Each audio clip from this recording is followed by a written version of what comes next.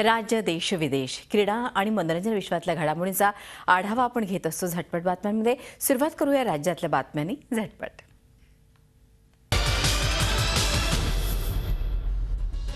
एनसीईआरटीच्या अभ्यासक्रमात मराठ्यांच्या इतिहासाला फक्त 1.5 पानात संपवण्यात आलाय.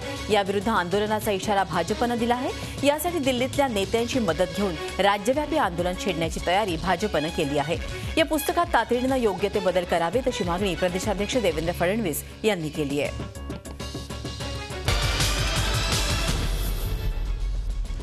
राष्ट्रवादी काँग्रेसचे कार्याध्यक्ष जितेंद्र आव्हाड यांनी काल आयपीएस ऑफिसर वंजारा हा एकेकाळचा नरेंद्र मोदींचा शूटर असल्याची टीका केली आहे. ज्याप्रमाणे मुंबईत दाऊद इब्राहिमचे शूटर फिरत असतात त्याप्रमाणे वंजारा हा नरेंद्र मोदींचा शूटर असल्याची टीका त्यांनी केली आहे.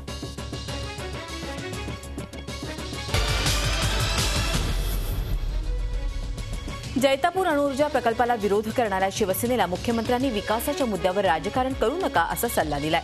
जैतापूर जनहित सेवा समितीच्या पदाधिकाऱ्यांसोबत मुख्यमंत्र्यांची बैठक झाली. प्रकल्पग्रस्तांना 15 ऑक्टोबरपर्यंत पैशाचं वाटप पूर्ण करण्यात येणार असून आंदोलकांवरचे गंभीर स्वरूपाचे नसलेले गुन्हे मागे घेण्यासाठी राज्य सरकार सकारात्मक विचार करत असल्याची माहिती मुख्यमंत्र्यांनी दिली आहे. मुंबईतल्या सर्वच इंग्रजी माध्यमांच्या शाळांना गणेशोत्सवाची 4 दिवसांची सुट्टी जाहीर झाली आहे. मनविसेनं काल सकाळी कॉन्व्हेंट शाळांना गणेशोत्सवाची 5 दिवसांची सुट्टी द्या अशी मागणी केली. त्यानंतर मनविसे आणि पालिकेच्या शिक्षण विभागाची तातडीची बैठक झाली. त्यात सर्व इंग्रजी शाळांना प्राथमिक इयत्तांसाठी 9, 10, 11 आणि 12 या तारखांना सुट्टी जाहीर करण्यात आली आहे. शिक्षण विभागानं तसं परिपत्रकही काढलंय. 30 आणि 31 डिसेंबरला या शाळांना दिली जाणारी सुट्टी गणेशोत्सवासाठी वळवण्यात आलेली आहे. हा निर्णय प्राथमिक इयत्तांसाठी लागू करण्यात आला आहे.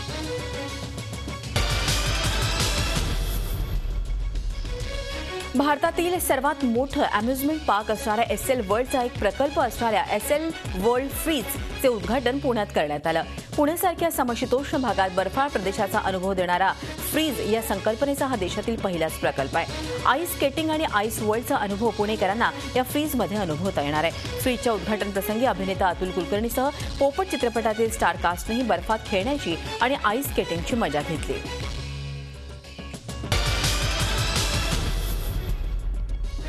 कोकणात गणपतीसाठी जाणाऱ्या चाकरमान्यांच्या आराम बसला सावर्डे आगावेजवळ भीषण अपघात झालाय. या अपघातात 20 जण गंभीर जखमी झाले असून त्यातील 10 जणांची प्रकृती चिंताजनक आहे. वसईहून हे भाविक आपल्या गावी निघाले होते. अपघातामुळे मुंबई गोवा महामार्गावरील वाहतुकीचा खोळंबा झाला असून एकेरी वाहतूक सुरू आहे.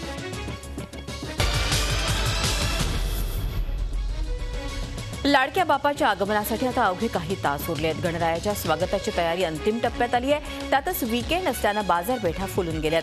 बापासाठी लागणाऱ्या वस्तू, सजावटीचं सामान आणि इतर खरेदी करण्यासाठी बाजारपेठांमध्ये गणेश भक्तांची झुंबड उडाली आहे. मुंबईतल्या दादर मार्केटमध्येही गणेश भक्तांची गर्दी पाहायला मिळते. तर दुसरीकडे पिंपरीतही गणेश भक्तांची लगबग दिसते. पिंपरी कॅम्प परिसरात सजावटीच्या वस्तू खरेदी करण्यासाठी गणेश भक्तांनी एकच गर्दी केली आहे. गोव्यातही श्री गणेशाच्या आगमनाच्या स्वागताची लगबग दिसून येते. बाप्पाच्या आगमनाची तयारी अंतिम टप्प्यात आली असून बाजारपेठा फुलून गेल्यात.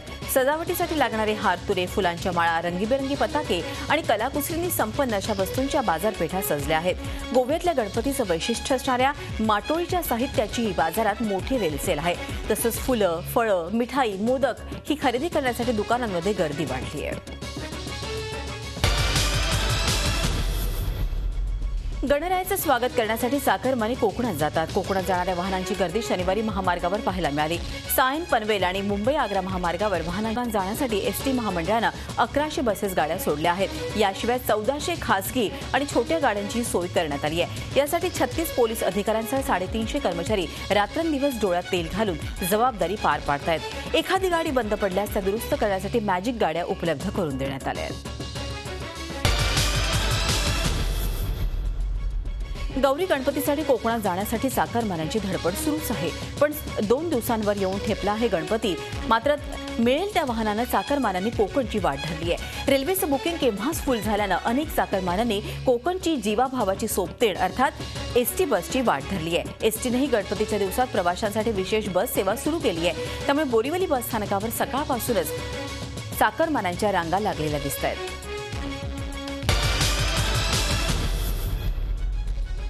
गणेशोत्सवाच्या काळात दर्शनासाठी येणाऱ्या भाविक महिलांच्या सुरक्षेची जबाबदारी ही गणेश मंडळांचीच असेल असं मुंबईच्या पोलीस आयुक्तांनी स्पष्ट केलंय। काही अनुचित प्रकार यावेळी घडला तर गणेशोत्सव मंडळाची परवानगी काढून घेतली जाईल असा इशाराही त्यांनी दिलाय।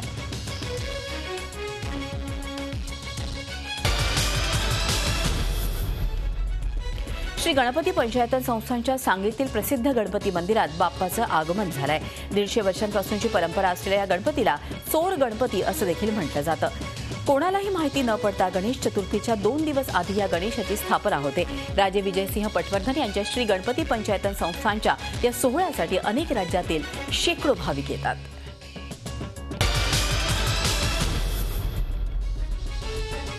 मुंबईत गणेशोत्सव मंडळांनी यंदा रेकॉर्ड ब्रेक विम्याचं कवच घेतलंय। जवळपास 500 कोटींचा विमा मंडळांनी उतरवलेला आहे। विम्याअंतर्गत कोणतीही दुर्घटना झाल्यास त्याची नुकसान भरपाई मिळणार आहे। गणेशोत्सवाला विम्याचं कवच मंडळांकडून देण्यात येतं। शिवाय या मंडळांकडूनही सुरक्षेची खास व्यवस्था करण्यात येते। स्वयंसेवकांची मोठी फौज या मंडळाकडे असते। शिवाय खासगी सुरक्षा रक्षक एजन्सीचीही मंडळं मदत घेतात।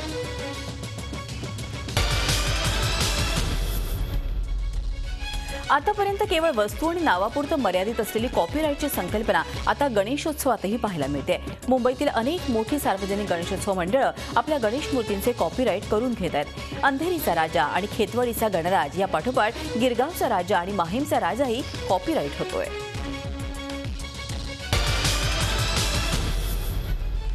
मुंबई सेंट्रलमधील बेलासिस रोड येथील BIT चाळीतील सार्वजनिक गणेशोत्सवाचं यंदाचं 85वं वर्ष आहे। या विभागातील या मंडळाचा हा सर्वात जुना आणि मानाचा गणपती आहे। या मंडळाची स्थापना स्वातंत्र्यवीर विनायक दामोदर सावरकर यांनी केली होती। यंदा या मंडळानं श्रीकृष्ण लीलांचा देखावा साकारला आहे। पुण्यातील श्रीमंत दगडूशेठ गणपती मंडळ ट्रस्टनं भक्तांच्या सोयीसाठी खास देणगी ATMची सुविधा सुरू केली आहे। या ATM मशीनद्वारे भाविकांचे पैसे मंडळाच्या अकाउंटमध्ये जमा होतात आणि ज्याप्रमाणे देणगी दिल्यावर पावती मिळते त्याचप्रमाणे या ट्रस्टच्या नावाची पावती या ATM मधून आपल्याला मिळते।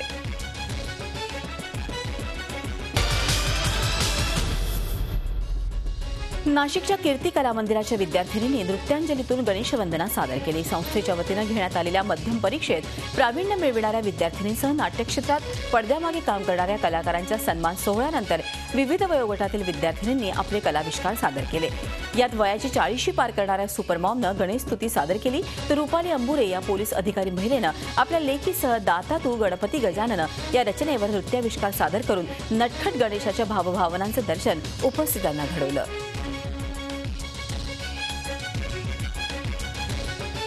झी 24 तास एक पाऊल पुढे।